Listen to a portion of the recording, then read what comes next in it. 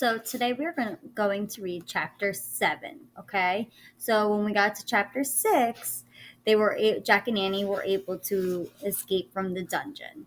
So now we're at chapter 7 and it's called A Secret Passage. Annie and Jack raced back up the winding stairs and down the long hallway. They hadn't gone far when they heard shouting behind them. Dogs barked in the distance. "They're coming!" Annie cried. "In here," said Jack. He shoved open a door off the hallway and pulled Annie into a dark room. Jack pushed the door shut. Then Annie shined her flashlight around the room. There were rows of sacks and wooden barrels. "I'd better look in the book," said Jack, pulling out the book and flipping through the pages. "Shh," said Annie. "Someone's coming." Jack and Annie jumped behind the door as it creaked open. Jack held his breath. The light from a torch danced wildly over the sacks and barrels. The light disappeared. The door slammed shut. "They're safe." "Oh man," whispered Jack. "We have to hurry. They might come back." His hands were trembling as he turned the pages of the castle book. "Here's a map of the castle," he said. "Look, this must be the room we're in. It's a storeroom." Jack studied the room in the book. "These are sacks of flour and barrels of wine." "Who cares? We have to go," said Annie. "Before they come back." No, look," said Jack. He pointed at the map. "There's a trap door," he read aloud. "In the castle, a trap door led from the storeroom through a secret passage to a place over the moat." "Where's that place?" said Annie. "I don't know. We'll find out," said Jack. "But first, we have to find the trap door."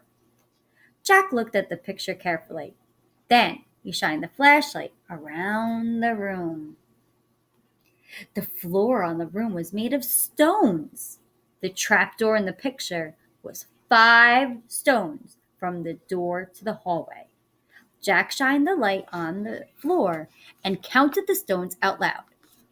1, 2, 3, 4, 5. He stamped on the 5th stone. It was loose. Jack put the flashlight on the floor. He worked his fingers under the thin slab of stone and tried to lift it. "Help," Jack said. "It's heavy."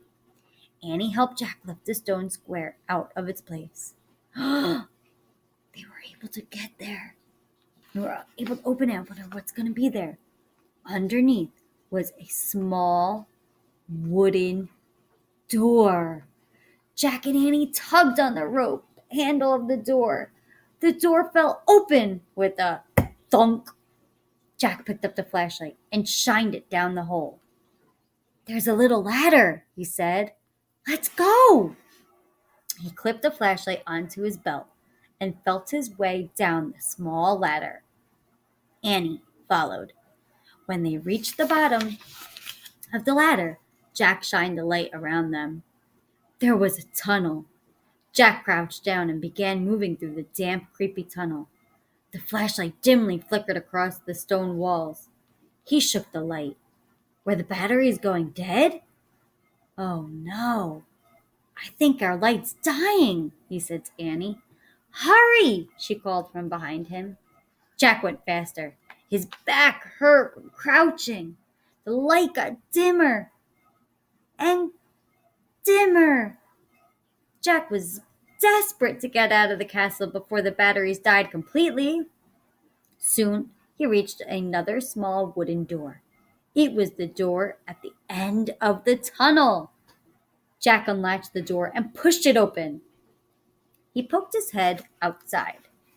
He couldn't see anything in the misty darkness. The air felt cool and fresh. He took a deep breath. "Where are we?" whispered Annie behind him. "What do you see?"